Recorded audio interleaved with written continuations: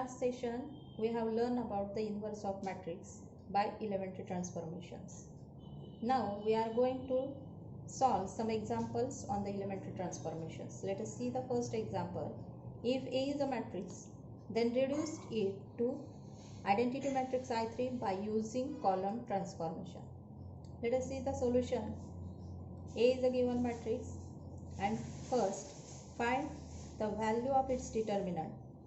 By expansion, the value of its determinant is equal to 1 is not equal to 0. Therefore, A is non-singular matrix. Hence, column transformations are possible. Now, for applying the column transformations on the given matrix, there are 6 steps for reducing the elements. First step is reduce the first element to 1. Then reduce these non-diagonal elements to 0. Third step, reduce this diagonal element to 1 and the other two diagonal elements to non-diagonal elements to 0. Fifth step, reduce this diagonal element to 1 and sixth step, these non-diagonal elements to 0. In this way, we have to convert this matrix into identity matrix I3. In this matrix, these 3 diagonal elements and these 3 non-diagonal elements are same as that of the identity matrix. Therefore, there is no need for reduction of these elements. Now, we have to reduce these 3 elements to 0. So, for this element 2 into 0, we have to apply the transformation on first column such that C1 minus 2C2. By applying this transformation on corresponding elements in C1 and C2, then changes are done in C1. There is no change in C2 and C3. In this way, we get the new matrix 1, 0, minus 3, 0, 1, 3 and 0, 0, 1. Now, for the second element minus 3, reduce this element to 0.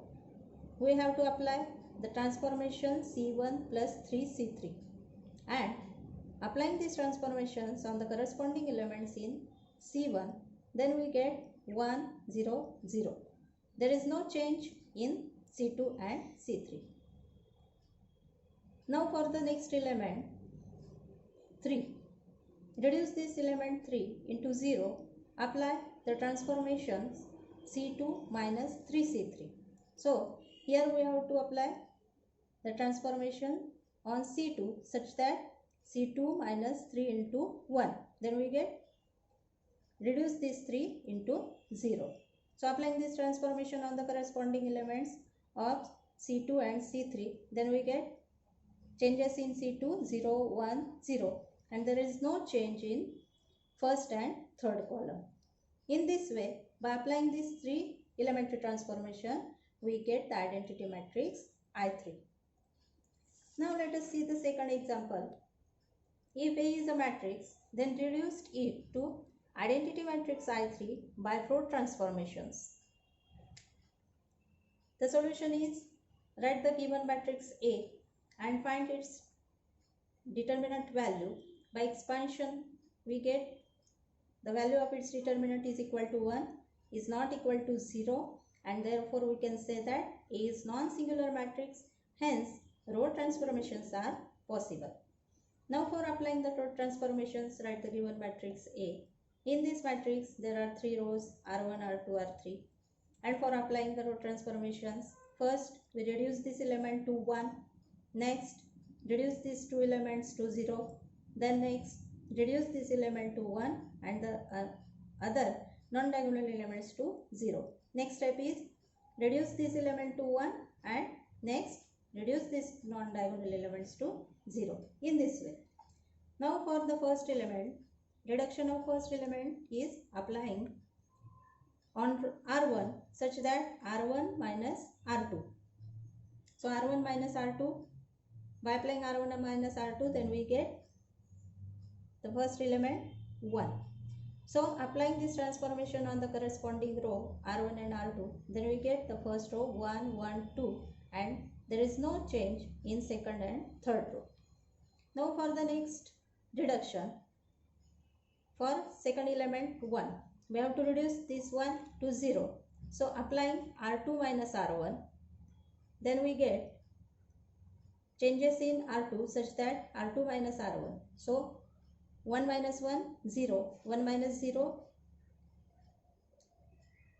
0 minus 1, minus 1, 1 minus 2, minus 1, in this way. Similarly, the third transformation can be applied on this step, R3 minus R1. This element, we have to reduce this element to 0.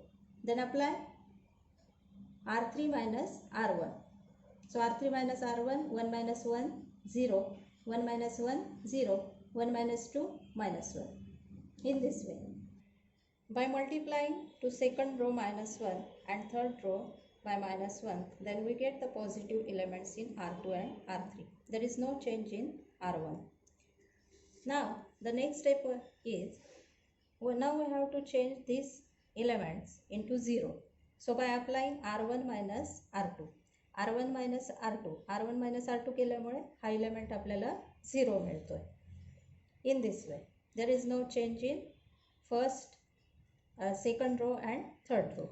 Applying the transformations R1 minus R3 and R2 minus R3, then we get these two elements becomes 0. By applying these transformations on this matrix, then we get the identity matrix I3. In this way, we can apply the row transformations on the given matrix. Now let us see the third example. Find the inverse of each of the following matrices if they exist. First matrix is given. Let A be the given matrix and the value of its determinant is equal to 5 is not equal to 0. Therefore, A inverse exists. For finding the value of inverse of given matrix, we consider the equation A into A inverse is equal to identity I, using the definition of inverse of matrix. So write the value of given matrix A into A inverse is equal to the identity matrix of the same order 2. Here we have to convert the matrix A into identity matrix I. So reduce this element 2 into 0, applying the row transformation R2 such that R2 minus 2R1. So applying this transformation on R2 minus 2 into R1, then it becomes 0. Similarly, for the corresponding elements for the second element, 3 minus 2 into minus 1 is equal to 5 into A inverse is equal to the similar row transformations can be applied on the identity matrix I. Then we get the identity matrix 1, 0 and minus 2, 1. For reducing this 5 to 1, multiply by 1 by 5 to every element in R2. Then by applying on R2 such that 1 by 5 into R2. Applying this transformation on second row, then we get this 5 into 1. The same transformation can be applied on the right side. Then we get the first row 1, 0 and second row minus 2 by 5 and 1 by 5. Now for the third element, minus 1, convert minus 1 into 0. So apply R1 such that R1 plus R2. Then we get minus 1 to 0 into, then we have to convert minus 1 to 0, apply R1 plus R2. So by applying R1 plus R2 on R1, then we get 0. In this way we get a identity matrix into A inverse is equal to the same row transformations applied on the right side. Then we get a new matrix in this way, and we get the value of A inverse is equal to the, taking 1 by 5 common from this matrix, into 1 by 5 into 3, 1 minus 2 and 1. Now the next example is of order 3. Let A be the given matrix. Find the value of its determinant is equal to 1, is not equal to 0. Therefore, A inverse exists. Now for finding the inverse A, consider the equation A into A inverse is equal to identity matrix R. Now, write the matrix A into A inverse is equal to the identity matrix with order 3. Now, here we have to convert the first element into 1. So, first applying the R1, interchange of R1 and R2. Then, by interchanging R1 and R2 on this matrix, we get the new matrix and same transformations apply on the right side. Then, in this matrix, we have to reduce 5 into 1 by applying the transformation R1 minus 2R2. By multiplying 2 to every element to R2, then we get 4 and subtract from the R1, we get element 1. So by applying this transformation on the corresponding elements R1 and R2, then we get a new matrix. New matrix into A inverse is equal to the same transformations can be applied on the right side. Now for the second element 2 into 0, applying the next transformation R2 minus 2R1. By applying this transformation on the corresponding elements of R2, then we get the elements in R2 0, minus 2, minus 5. And the same transformations can be applied on the right side. Then we get the new matrix. There is no change in first and third row. Now for the next element minus 2, we have to reduce minus 2 to 1. Then applying the next transformations on R2 such that R2 plus 3R3. R2 plus 3 into 1. Then we convert minus 2 into 1. Then by applying this transformation, we get the second row 0, 1, 4. There is no change in first and third row. The same transformation can be applied on the right side. There we get a new matrix. Now for reduction of this element 1 to 0, then applying R1 minus R2, and also for reduction of this 1 to 0, applying R3 minus R2. So applying these two transformation at a time, then we get changes in R1 and R3. So changes in R1 such that R1 minus R2, 1, 0, minus 2. Changes in R3 such that 0, 0, minus 1. There is no change in R2 into A inverse is equal to the same row transformations are applied on the right side. Then we get a new matrix. Now in this matrix, we have to reduce this minus 1 to 1 and these two elements into 0.